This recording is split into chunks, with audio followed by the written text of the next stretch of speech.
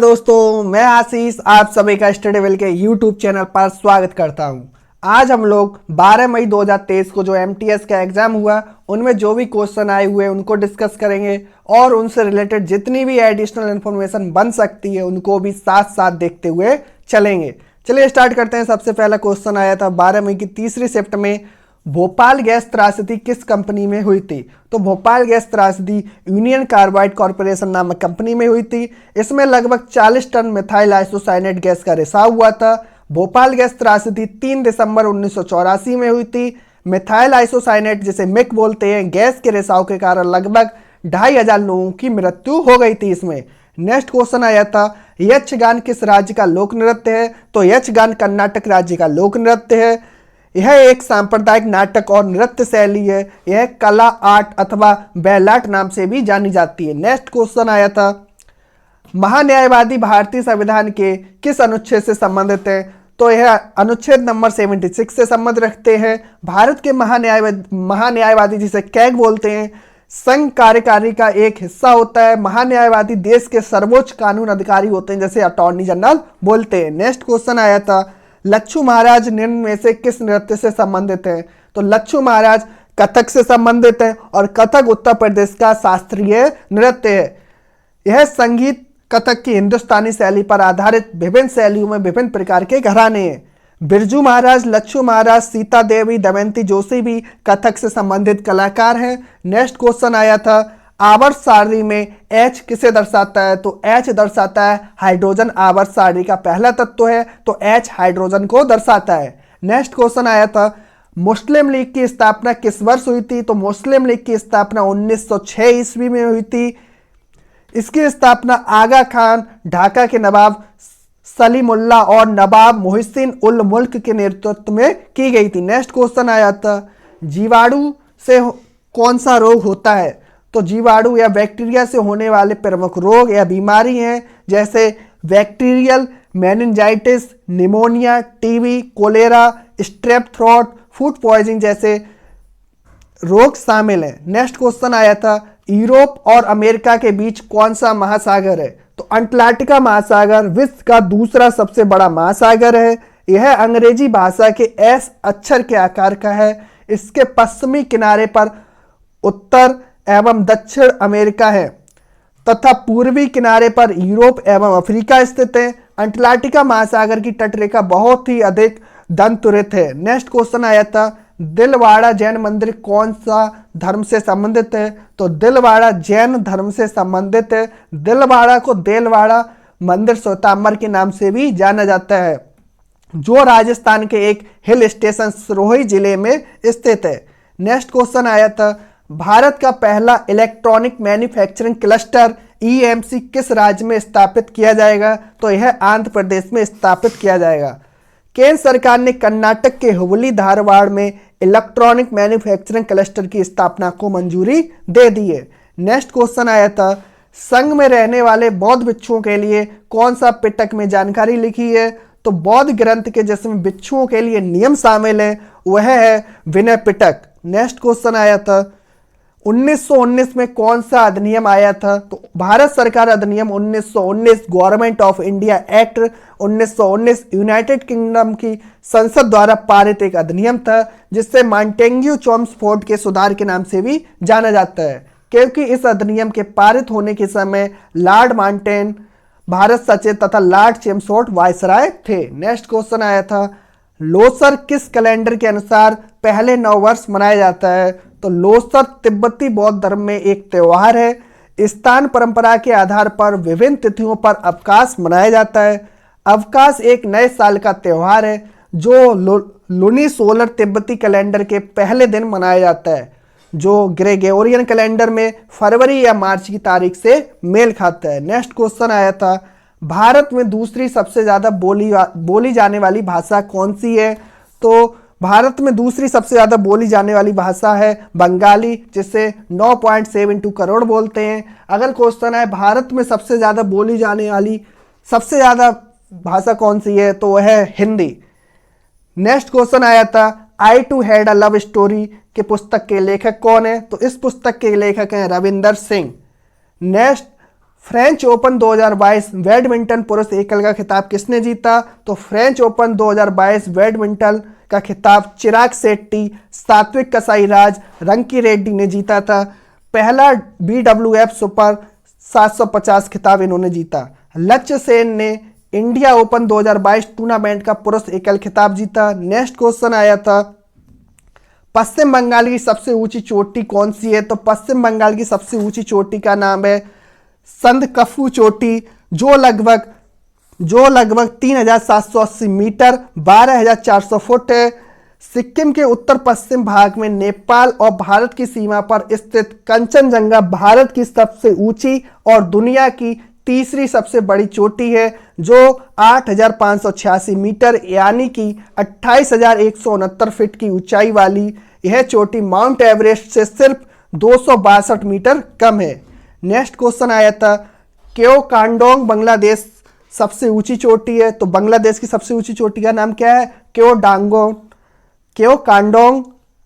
Next question आया था, dribbling कौशल किस खेल से जुड़ा हुआ है? तो ड्रिबलिंग कौशल बास्केटबॉल से जुड़ा हुआ है। बास्केटबॉल से जुड़े हुए कुछ शब्द हैं जैसे कि wall, basket, blocking, dribbling, free throw, held ball, holding, jump ball, multiple throw या पिवट। नेक्स्ट क्वेश्चन आया था, बांग्लादेश की आधिकारिक भाषा कौन सी है? तो बांग्लादेश की आधिकारिक भाषा है बंगाली। बांग्लादेश की राजधानी ढाका है। बांग्लादेश का राष्ट्रीय पशु पूछे तो रॉयल बंगाल टाइगर है। राष्ट्रीय पक्षी पूछे तो दहियर है। राष्ट्रीय फूल पूछे तो जल कुमुदनी है। राष्ट्रीय स्तनपायी पूछे तो गंगा नदी की डॉल्फिन है। राष्ट्रीय खेल पूछे बांग्लादेश का तो कबड्डी। बांग्लादेश का राष्ट्रीय पेड़ पूछे तो आम। नेक्स्ट क्वेश्चन आया था, सूखा बर्फ किसे कहते हैं? तो सूखा बर्फ बोलते हैं कार्बन हाइड्रोक्साइड के ठोस रूप का सामान्य नाम है, जिसे शुष्क बर्फ कहा जाता है क्योंकि यह एक गीले तरल में नहीं पिघलती है। शुष्क बर्फ का उदातीकरण होता है, जिसका अर्थ है कि अपने ठोस रूप में सीधे अपने गैसीय रूप में जाता है। नेक्स्ट क्वेश्चन आया था, अब 12 मई की सेकंड शिफ्ट के क्वेश्चन देखते हैं। तो इसमें 12 मई की सेकंड शिफ्ट में क्वेश्चन आया था, भाखड़ा नागल बांध किस नदी पर स्थित है? तो यह सतलुज नदी पर स्थित है। भाखड़ा नागल बांध एशिया का दूसरा सबसे ऊंचा बांध और पंजाब और हिमाचल प्रदेश की सीमा पर स्थित है। भाखड़ा बांध सतलुज नदी पर बना हुआ है। यह भारत के सबसे सीधा गुरुत्वाकर्षण बांध है, जिसकी ऊंचाई लगभग 207.26 मीटर और यह 168.35 किलोमीटर तक चलता है। नेक्स्ट क्वेश्चन आया था, रुक्मणी देवी अरुंदले को पद्म भूषण किस वर्ष दिया गया था? तो 1956 ईस्वी में पद्म भूषण से इनको सम्मानित किया गया था। रुक्मणी देवी अरुंदेल भारतीय इतिहास में राज्यसभा की सदस्य के रूप में नामांकित होने वाली पहली महिला है जो भारतीय नृत्य कला भरतनाट्यम से जुड़ी हुई थी। रुक्मणी देवी को अप्रैल 1952 में राज्यसभा के सदस्य के रूप में और 1956 में पुनः नामांकित किया गया था। गूगल ने अंतर्राष्ट्रीय महिला दिवस के लिए 2017 के गूगल डूडल्स में भी उन्हें चित्रित किया गया था। नेक्स्ट क्वेश्चन आया था, मोहिनीअट्टम शास्त्रीय नृत्य किस राज्य से संबंधित है? तो यह दक्षिण पश्चिम भारत के केरल राज्य से संबंध रखता है। मोहिनीअट्टम दक्षिण पश्चिम भारत के केरल राज्य का एक अर्थशास्त्रीय नृत्य है। इसकी उत्पत्ति लगभग 16वीं शताब्दी में मानी जाती है। मोहिनी के रूप में विष्णु ने पुनर्जन्म में महिलाओं द्वारा हिंदू भगवान विष्णु की याद में नृत्य किया जाता है। डॉक्टर सुनंदा नायर मोहिनीअट्टम में मास्टर डिग्री हासिल करने वाली भारत की पहली महिला बनी। उन्होंने बम्बई विश्वविद्यालय से मोहिनीअट्टम में आंतरिक गीतात्मक नारीवाद PhD थीसिस पूरी की थी। नेक्स्ट क्वेश्चन आया था, पादशाह की उपाधि किसने धारण की थी? तो पादशाह की उपाधि बाबर ने धारण की थी। नेक्स्ट क्वेश्चन आया था, ENSO की फुल फॉर्म क्या है? तो El Nino southern oscillation. El Nino दक्षिणी दोलन एक आवर्ती जलवायु पैटर्न है जिसमें मध्य और पूर्वी उष्णकटिबंधीय प्रशांत महासागर में पानी के तापमान में परिवर्तन शामिल है। तो नेक्स्ट क्वेश्चन आया था, एक कैलेंडर ईयर में T20 में 1000 रन पहले भारतीय खिलाड़ी कौन है? तो सूर्य कुमार है।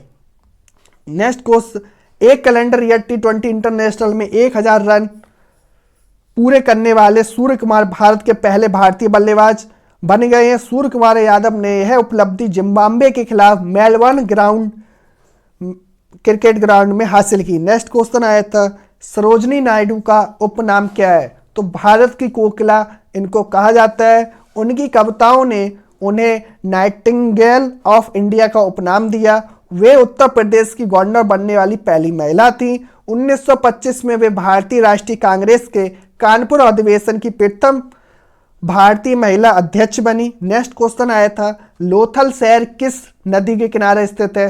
तो लोथल गुजरात का एक बंदरगाह शहर है जो भोगवा नदी के किनारे स्थित है, जो साबरमती नदी की एक उपनदी है। यह दुनिया में सबसे पहले ज्ञात बंदरगाह था जिसका उपयोग मुख्य रूप से सिंधु घाटी सभ्यता में व्यापार के उद्देश्यों के लिए किया जाता था। लोथल आधुनिक गुजरात में अहमदाबाद जिले में स्थित है। नेक्स्ट क्वेश्चन आया था, किस मुगल सम्राट को बादशाह की उपाधि दी गई थी? तो बाबर को बादशाह की उपाधि दी गई थी। 1507 ईस्वी में बादशाह की उपाधि धारण की इसने, जिसे अब तक की किसी तैमूर शासक ने धारण नहीं किया था। आलमगीर मुगल बादशाह औरंगजेब की उपाधि धारण की थी। अकबर जलालुद्दीन मोहम्मद अकबर ने बादशाह गाजी की उपाधि से गद्दी पर बैठा था। नेक्स्ट क्वेश्चन आया था, मुख्य न्यायाधीश की नियुक्ति कौन करता है? तो राष्ट्रपति करता है। भारत के राष्ट्रपति सर्वोच्च न्यायालय के मुख्य न्यायाधीश की नियुक्ति तथा अन्य न्यायाधीशों की नियुक्ति राष्ट्रपति करता है। सर्वोच्च न्यायालय और उच्च न्यायालय के वरिष्ठ न्यायाधीशों के परामर्श से भारत की राष्ट्रपति की